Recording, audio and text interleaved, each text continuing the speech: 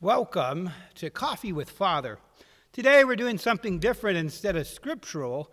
We're going to look at having a medical doctor explain COVID-19 and how it kills, and more importantly, how we should behave in the COVID-19 epidemic. Now, I personally, being a religious, like the word plague, because every time you say plague, people start perking up and start listening because you said plague. So as we get ready, let's get our coffee. And of course, if you want to put a little something in your coffee, because we like to call it Irish coffee with Father, let's start with a nice warm drink. So today, we have from our parish, Dr. Tanya, who is a board certified in the Commonwealth of Pennsylvania medical doctor. And she's here to give us some tips and pointers, and this is her opinion as a medical doctor. In no way is she representing any position for the medical field, hospitals, etc., or practices. But she has an opinion, which I think it's good that we share it. And of course, we're here with Father Douglas, and he's here to help us look at some of the questions people have during this COVID-19 plague. So, welcome, Dr. Tanya. And could you start with explaining the difference between bacterial and viral, so people can have that understanding? So, most of us are more familiar with bacterial infections, things like pneumonia and ear infections, sinus infections, skin infections. Those are usually bacterial. And the good thing about bacteria is that they are very treatable with antibiotics for the most part. A virus, on the other hand, is not treatable with antibiotics. Some viruses can be controlled or improved with certain antiviral medicines, but they're much more difficult to treat and quite often have no specific antiviral medicines that can affect them. So that's why COVID-19 is so different than the regular flu or the other viral infections that we can have. The flu, we do know we have at least 3 or 4 antiviral medications that we use that can help the flu go away much faster. It decreases the deadly and sometimes lifelong consequences of the virus. So those medications, we know those exist. We use those routinely. Whereas with coronavirus, we don't have any antiviral medicines that we have been able to identify as making a difference, really. Yeah. So one of the aspects, bacterial, when you think of a bacterial infection, it's more of a living thing, and a virus is more of a dead thing till it gets a host. That's one way you could look at it, yeah. Viruses really can't live without a host. Most bacteria can live for a lot longer without something to feed off of. Viruses replicate within the cells often themselves, so they can't survive very long without something to grow or on. to adhere. So that's kind of an interesting point, because the thing with this COVID-19 is the actual killing of you or the death of you isn't really actually COVID-19 per se, in the fact that you have this and it's attacked your respiratory system, but it could be underlying circumstances that you actually die. Yeah, what corona does, and many viruses, is they get into the cells themselves and sort of fake out some of the activities that happen in the cell. And your body doesn't always recognize it as being something foreign right away. Eventually it does. And then it overreacts. Exactly. And that's the pneumonia or the pneumonia-like symptoms that people are getting. Some people are getting a secondary bacterial pneumonia, Right. but the immediate lung issues that are happening are, it's actually your body's response to the virus. Your And body, that's really what makes this difficult, because each person has a different makeup and each response is different, Yeah. in that sense. So I think it's interesting that people understand that part of the medicine of what this is, because even if you do contract this virus, there are some people that will have a mild effect. Some people have a severe effect. And even though we've tried to say it's a certain age group, but we've seen cases actually that have been in different groupings that they did not think that they would have. So it's one of these things, we really just don't have a grasp of it yet, or understand the science that we can really say we got a handle on it in the context of everything can go back to normal. Yeah, I mean, we've identified some medications that may help, and of course, normally FDA goes through long processes to approve certain therapies and treatments. But I don't want to say we don't have time, but we really don't have time to go through all those. That's a very pressing time. I mean, we have so many people that are getting sick. Yeah. This is a important statistics, because I know a lot of people are talking about the opening up of the country. In the Commonwealth of Pennsylvania, our governor has a mitigated opening plan, which I think is probably a practical way at first, because here's something that is a hard fact. Actually, across the state of Pennsylvania, the numbers have not decreased as the Commonwealth. Every day, we have more cases than we had yesterday.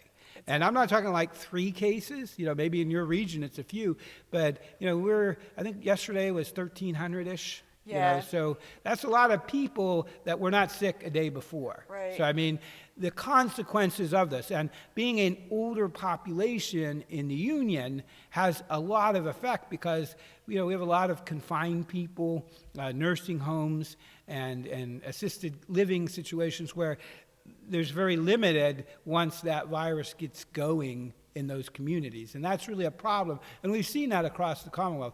So what I would like to talk about for a moment, because now we understand some of the science of this, is as we're going forward, the precautions that they've put in. I know we all here in Pennsylvania have to wear masks if you go out in public, and I think that's a good thing. Of course, they're not as good as a surgeon's mask, but there's a limit even in the masks. It's all about hygiene, right? Yeah. What you want to do is, when you're wearing those masks, it's also important to wash the masks. Very important, And the yeah. same thing with the gloves, And when you talk wash, explain that a little bit. So, they need to be washed in hot water with bleach. That will kill the virus. If you wear, say, a pair of gloves and you go to the store and you touch things, and then you go out to your car and you get in the car and you touch your steering wheel and you don't take those gloves off,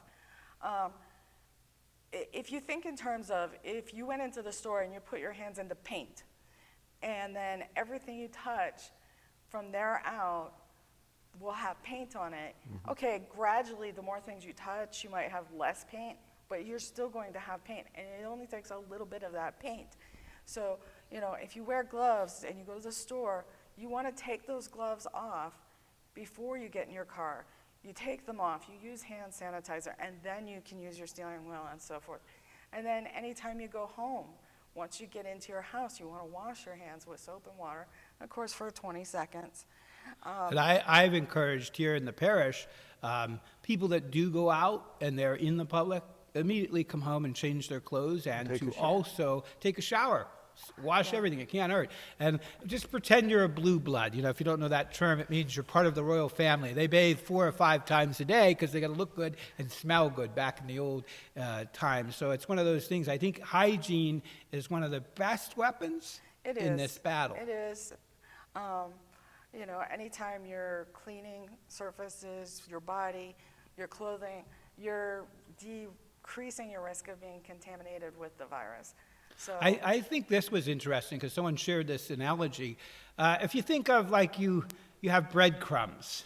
You know, you use paint, but I like the breadcrumbs because everyone understands that quickly. And you sprinkle them on something, okay?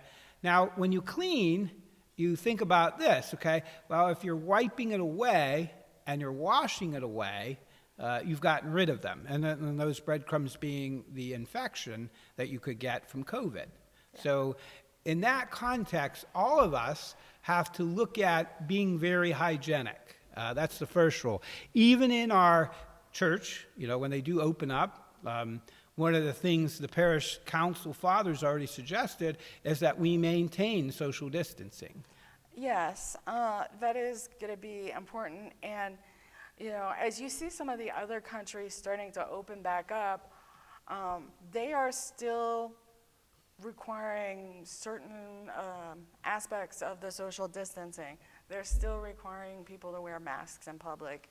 They're, you know, still encouraging. And I think these are all practical health things. I mean, we have to be they use that name here in Pennsylvania, a good citizen. You know, it was coined from Fred Rogers. You remember Fred Rogers and his great series that he did, Sesame Street. But being a good neighbor means we're responsible for everybody. And that's kind of the context of even at church.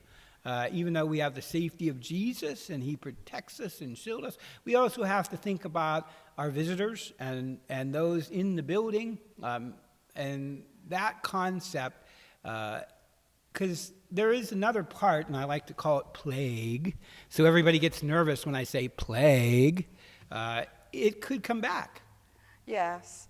And, you know, you mentioned Jesus protecting us, and, you know, absolutely Jesus protects us. But, you know, we also learn that Jesus works through other people around us. And sometimes that work is being done by the people who are helping remind you, okay, it's all clear, but it's not all clear. You can start to go back to some of your things, but you still need to follow instructions for protecting yourself. You're going to want to continue these things because there is no way to eliminate that there will be spread when things open up. But we can definitely take measures to mitigate, yeah. Exactly. Father, you had a great analogy when we were talking about our responsibility from Scripture about how Jesus looked at this. Well, Jesus looked at this in this way. Our lives are precious, and he wants us to take care of ourselves. He wants us to do everything possible, not only to protect ourselves, because we're also protecting others. We have that obligation. I hear people say, well, if I get it, I get it. Well, you're being selfish. You know, it's like saying, I'll go and play in the streets. God's going to take care of me. Well, if you get hit by a car, you're mocking God.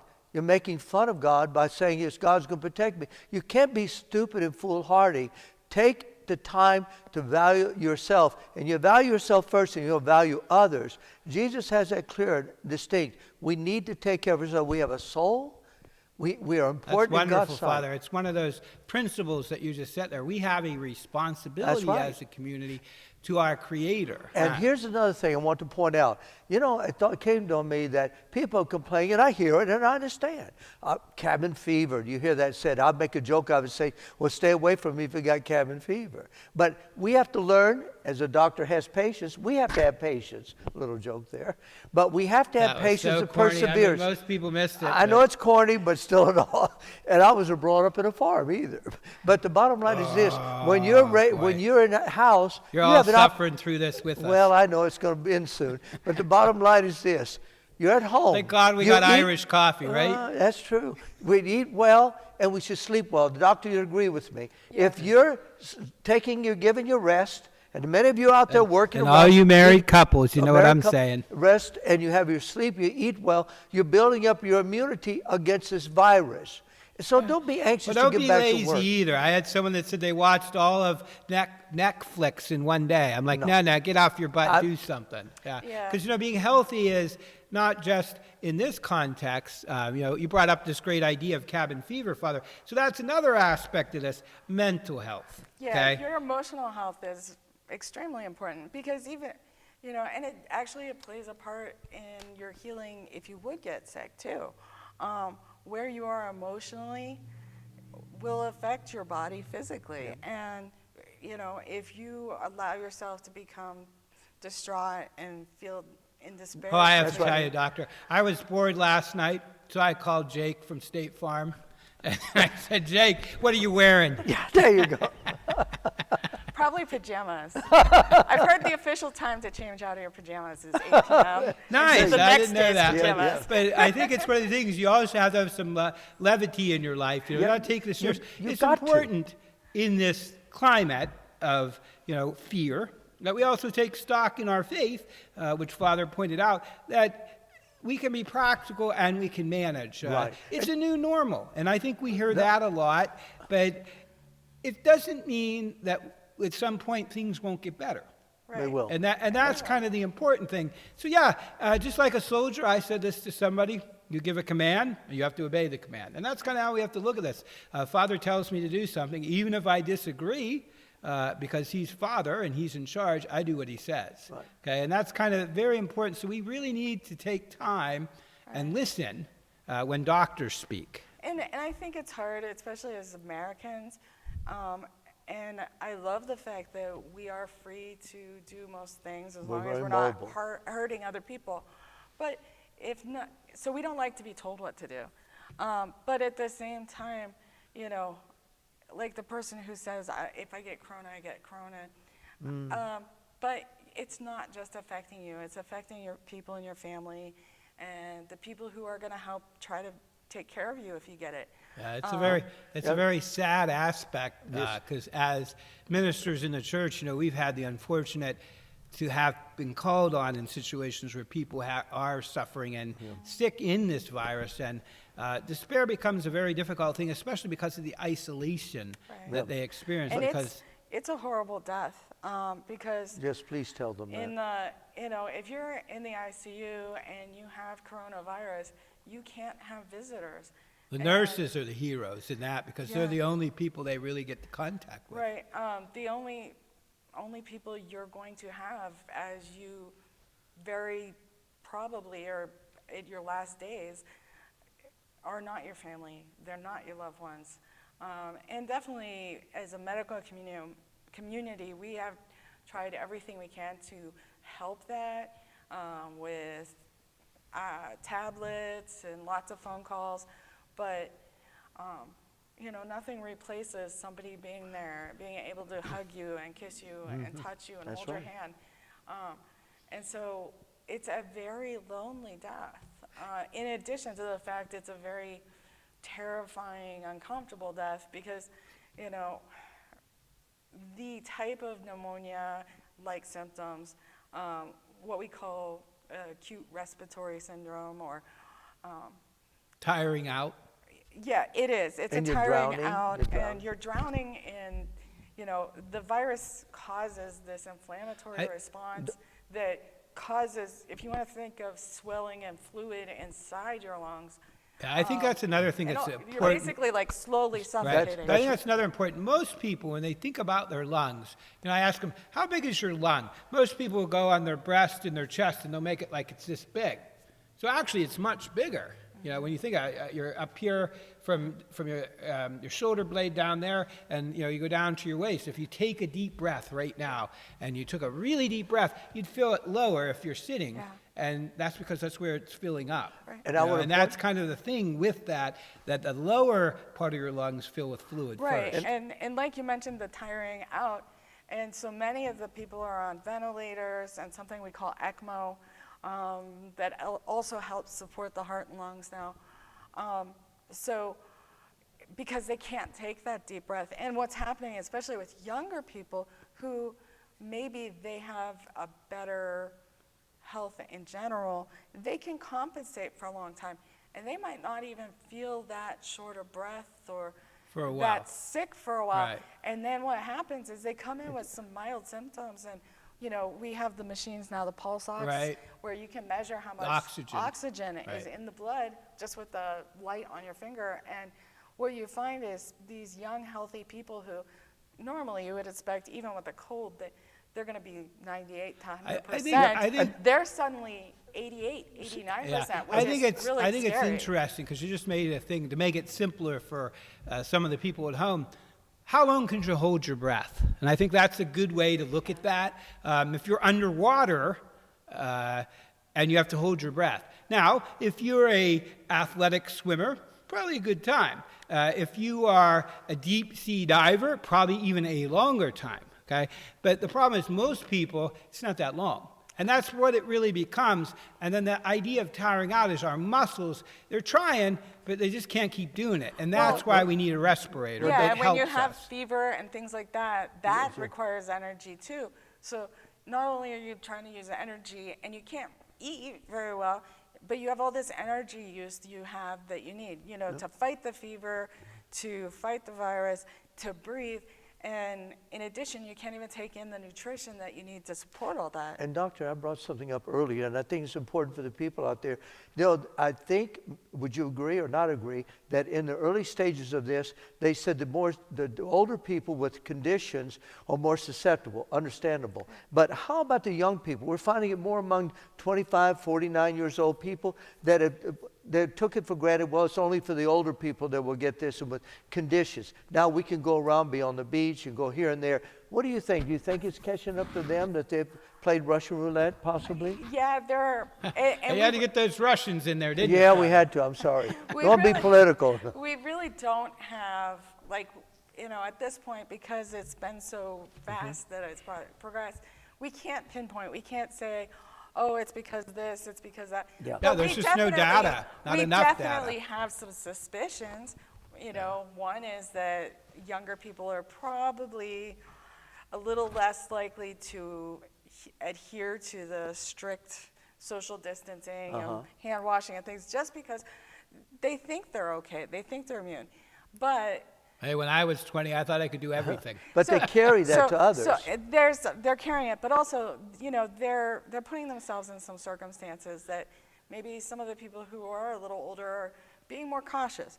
But also, this is also an age group that, they are staying up all night watching Netflix and they're not getting their rest. So that when they do go Yeah, get and groceries, I have to tell you, as they are someone more that susceptible. got lost, I started watching Laredo. It was an old show. I never really watched too much of it, but it's become a thing. Like I told Father, I said, it's funny how you're going to watch just one more, just a little bit more, and next thing 2 hours of your life is gone. Yeah. So I've kind of turned off my TV pretty much because, like I told Father, I said, it's a distraction from my spiritual life. And this- but a little bit's okay. But just like the doctor said, get that rest. You're at cabin fever. This is a chance for you to sleep, rest, build up your And immunity. if you need a eat wake-up well. call, Father will be up at 4 o'clock 4:30 in the be morning. He'll be prepared. glad to call you. Well, and it's not, the sleep is very important, but other things too. Unfortunately, some of the things that people are doing to occupy themselves because they are bored, and again, in that group that we would think they're pretty young and healthy, 30, 40, they're smoking more and things like that. Eating more junk, And drinking more. not eating full meals because there's no one to cook for them. Yes, you know? yes. I'll tell you something, everyone out there. I've had double pneumonia. I almost died.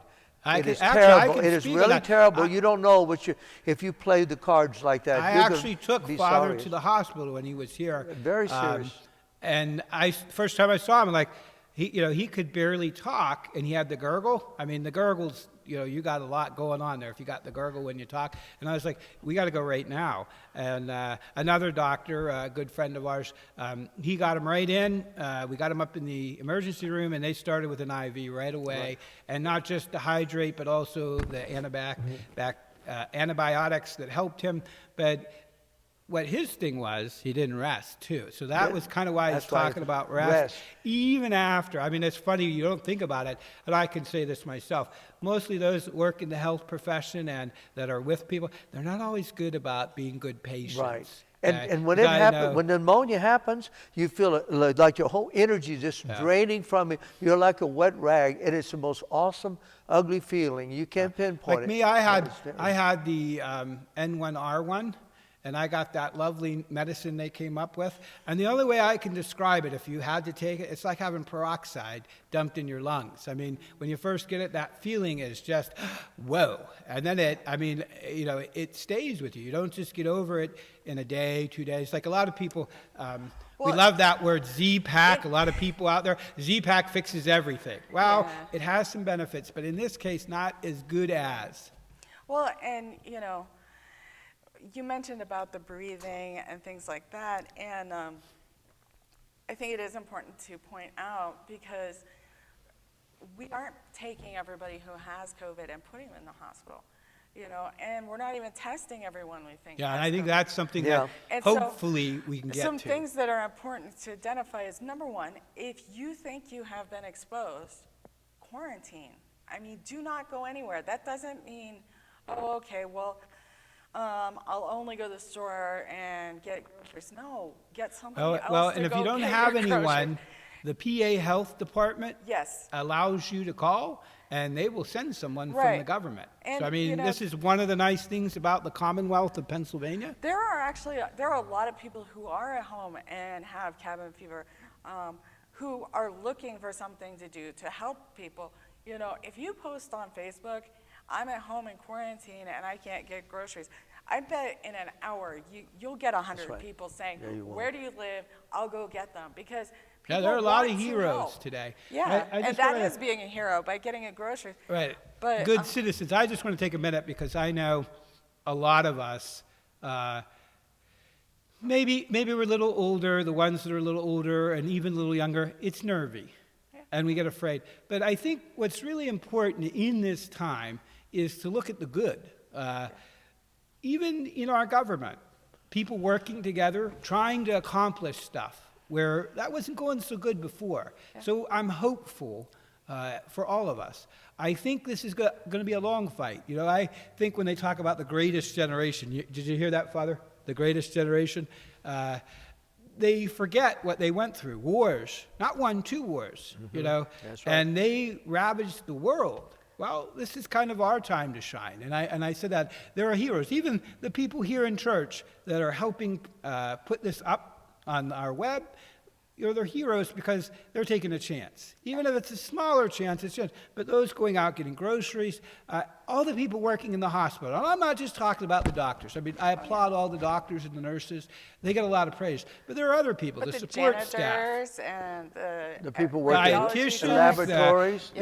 the people doing testing, the people reading the test, in our local hospital. I mean, there's a whole gamut. The janitor, the person cleaning safely. Our information technology support, I mean, they're Yeah, like, really big heroes when right I now was young, because you could we're never doing- dream. We're doing so much telemedicine. Right. You And could never our dream of that. computer and our technology people, if it wasn't for them, I mean, just the regular care, because you get into a second wave of issues.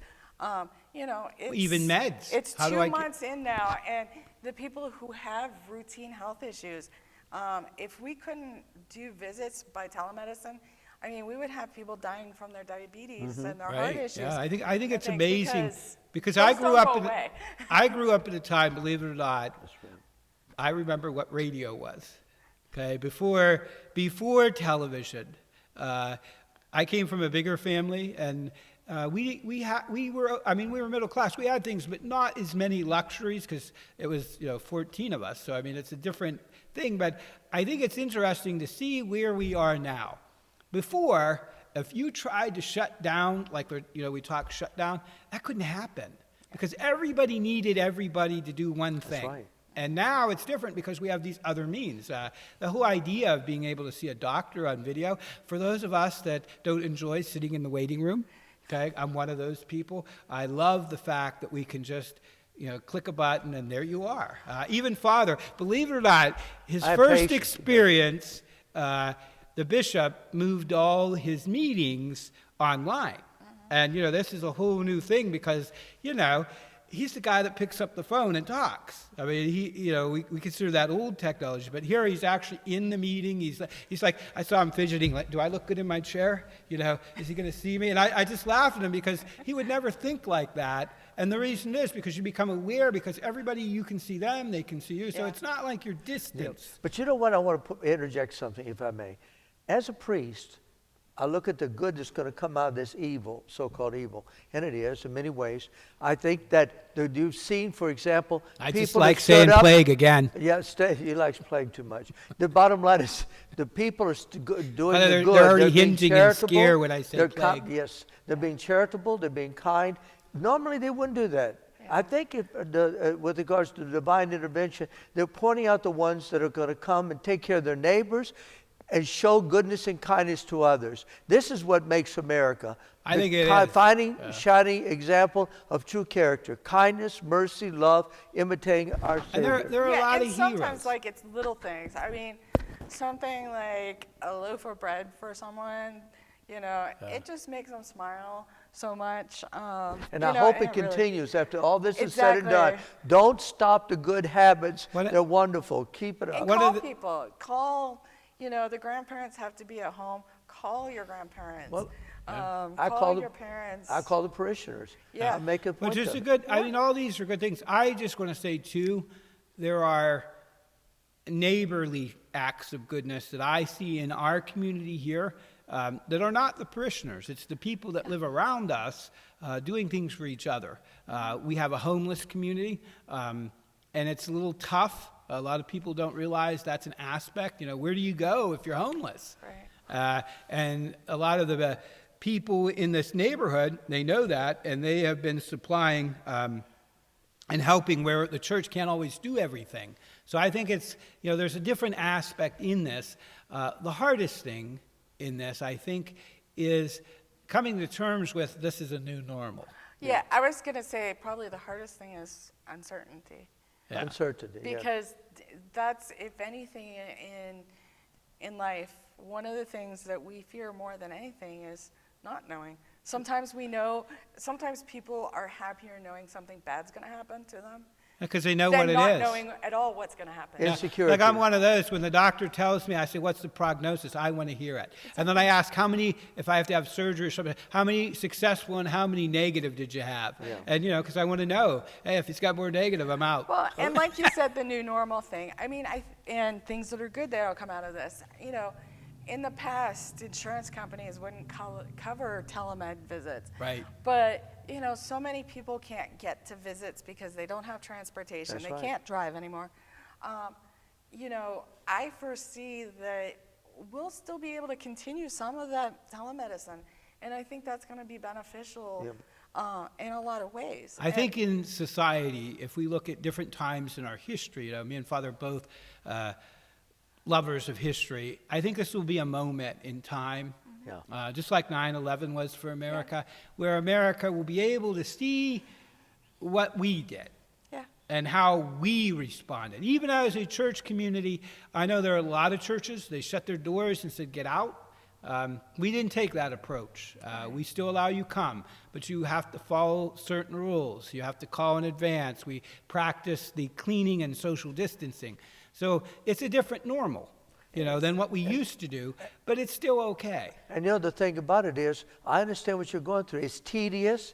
You're tired of it. You're weary because it's something different. Instead of being out of the door in no time, you have to take the time to wash your hands, face, gloves, mask. Understand it. But remember this. At the end of the day, you protect yourself and others from having a terrible sickness that could be no end to it. And doctor, I wanted to bring something up to you. I heard someone said that besides the bleach, and the alcohol possibly as well, that besides the wash your hands and the mask, that UVA rays, if you get more warm weather, will it kill much of the virus? Because some people are saying There's that's why out some west science and to the that, south but- that there's not as much. UV lights do kill viruses, as does heat.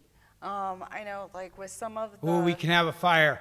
I'm With- excited. No, but I with mean, some of the humidity, too. protective equipment that Hey, we Father, that's have, why I have the candles we're burning around having us. to Appreciate it. we're having to reuse certain types of equipment. Right. And there are standards and ways to Sterilize. that with heat and UV and things like that. That's So, what yeah, I've heard. I just definitely. would verify. Somebody said even humidity. And I heavy think one of would- the other aspects of this, Because I hear this a lot, and I think it's a mistake in understanding. Bleach doesn't actually kill the virus. Okay, a lot of people think it kills it, and we're safe now. Well, no, it puts it in a hibernating state. Neutralize. So That's a that way to so think it of what think of it like a tow truck. The hook can't hook on you. Okay. That's a good way And to tha- look and at that's really why we recommend bleach and alcohol, because it closes that envelope so they can't adhere to Yeah. the inside when you breathe. Yeah. Yeah, So and like I said earlier, a virus has to have a host. Right. It can't continue for after so long. I'm going to say it again. Plague. I just love it. You just Sorry. heard plague. Well, I think it brings everybody in that conscious. Someone asked me if me and Father would do something scripturally about the end times. I said, well, maybe not at the end times. I said, because, it might make them nervous. I said, but, joke aside, that's something maybe someday. But Yep. I think it's important that people realize to get used to how we have to live. Even if the good governor, I mean, we're lucky in this state. Some governors, you can rank them on your own personal thing, but our governor, at least he has been quick to act in some things. He was the first in the union, put on a mask, So I think it's a positive thing. His mitigation, how opening could happen, it still has to have testing. I think the biggest problem that we are going to face is getting universal testing. I think that's a big thing in getting accurate testing too. Yeah. You know, Because you could be tested and then get it tomorrow. You could get well, a false there's- positive or a there's false that, negative. but there's also the fact that, you can get a test quickly, but if it is only, say, 60% Or lower, yeah. or lower effective at detecting it, then how much good is that? Right. Because you still have 40 or 50% chance that you have it.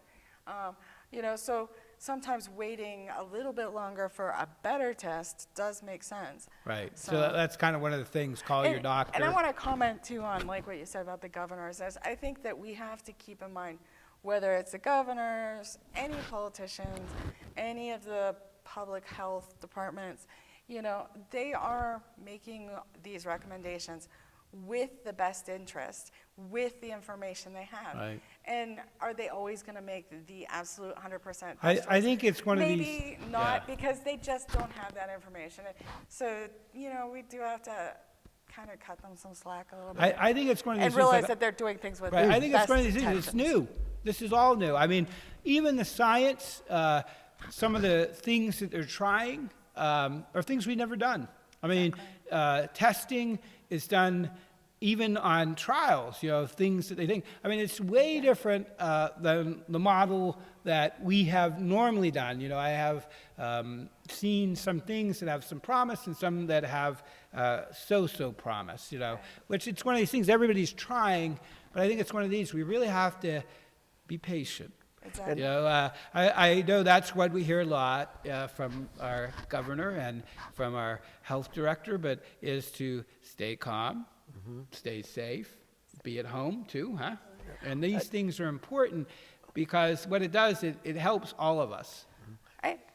Doctor, one thing I'll point out to you, the good may come out of this, no doubt about it, if we start doing more manufacturing of medical products and goods in this country to be readily available and not I have to think depend on what's another amazing country. Don't you, is That is don't you 3D think? printing, some of the stuff Yeah. they're doing for even protective wear, What would would never you- thought of doing that. What would you think, Doctor? I absolutely agree that, in any economy, the more things you supply to yourself, the better. And I think that we're starting to recognize more importance in that. That's right. Yeah. And since you're talking about things that are good coming out of this, is, as a society in a whole, before this all started, I think a lot of people were very happy to stay at home as much as they could when they didn't have to. That's right. And now they're recognizing and realizing, as good as it is to talk to people on social media and on the phone, they really do miss people. Oh, human I contact. think that we might start to appreciate again the benefit Maybe not take of, for granted any longer. right. I And I think we have sort of gotten to a point where we take Maybe that there's for more granted. affection and more understanding. Right. When we come back, we don't take for granted what we had. Exactly. I think what's beautiful, too, even in our parish, people visiting Jesus in the Eucharist. Yes. We set up a chapel above in the second floor, so you can see him. You don't, our situation is we have a parking area that's a little raised above the house, and you can drive behind it, and you literally are pretty close to seeing Jesus. And what's interesting is to see the families coming together, and even if it's just for 10 minutes or, an hour, that they still need that connection with their church, physically being here and with Jesus. And I think that's an important thing, like you were talking in the aspect of human thing, but you'll hear this out of my mouth every time anyone comes here. Do you need to go to confession? And the reason I say that is because if you're a state of grace, you get to go to heaven. Yeah. So if you die today, you're going to make it. And that is one of the most important things. We have confession at your will. You just call, and Father is available anytime as long as you need it. Because every soul, and I'll quote you, Father, remember this is that smart thing that you said, every soul has a name, and every name has a soul. And that's what's important to Jesus. And I just want to take a moment here and really get everyone to realize, however things change, that aspect of our faith will never change. Right. And develop good habits from this, as my friend would say, plague, or whatever you want to call it. Plague, he said it. I love that he got it in there. Well, we have a long line of confessions tomorrow.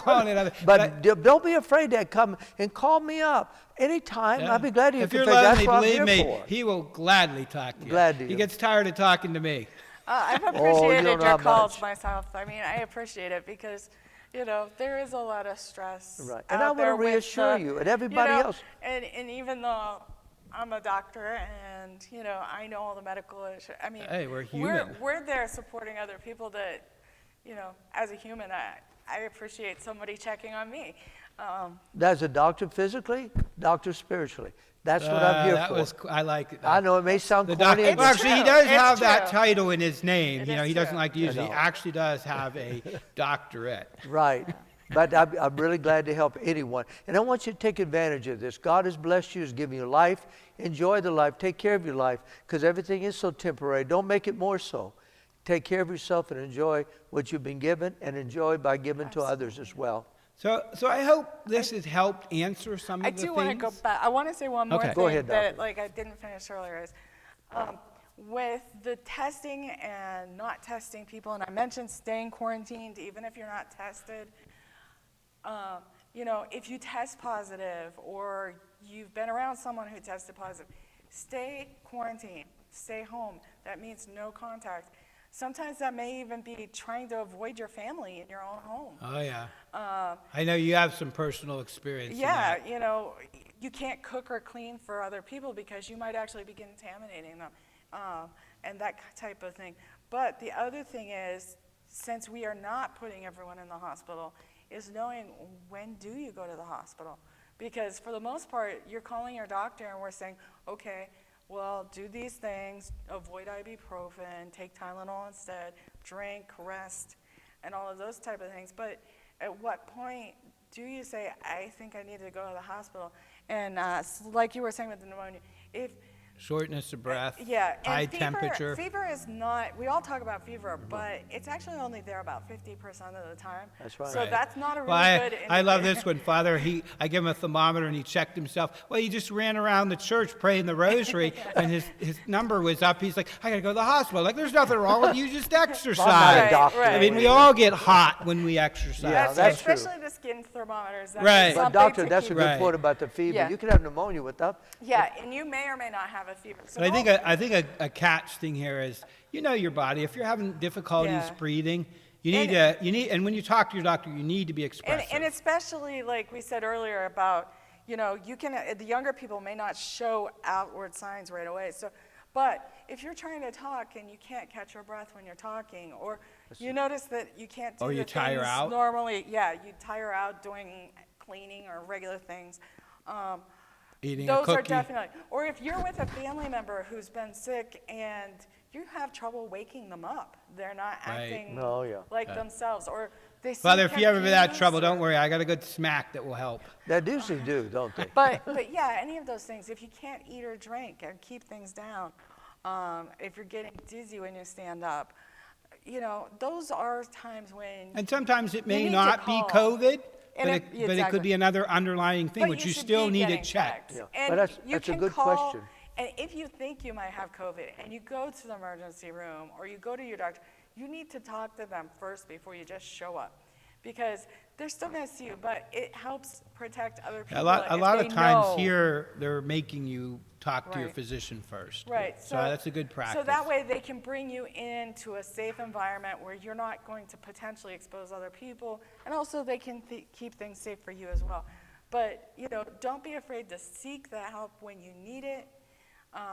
But if you are stable enough to be at home, still adhere to those. So the old rules, quarantine. do what your doctor says, still applies. Yeah. On that note, I really want to thank you, Dr. Tanya, and of course my good friend Father for joining us for coffee and sharing this, because I know a lot of people are concerned and have fears, and having knowledge is helpful. And I think that's one of the important things.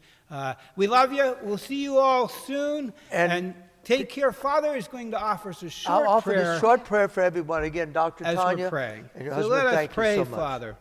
Lord Jesus Christ, our divine physician, we ask to guard and protect all people from coronavirus and all serious illness. For all that have died from it, have mercy on them. For those who are ill now, bring healing. For those searching for a remedy, enlighten them. For medical caregivers helping the sick, strengthen and shield them. For those working to contain the spread, grant them success. For those who are afraid, grant peace. May your precious blood be our defense and salvation. By your grace, may you turn the evil of disease into the moments of consolation and hope. May we always fear the contagion of sin more than any disease. We abandon ourselves to your infinite mercy. Amen. Amen. Father, Son, and Holy Spirit. Amen. God love you, and we Thank hope you. to see you again next time for Coffee with Father. Thank you.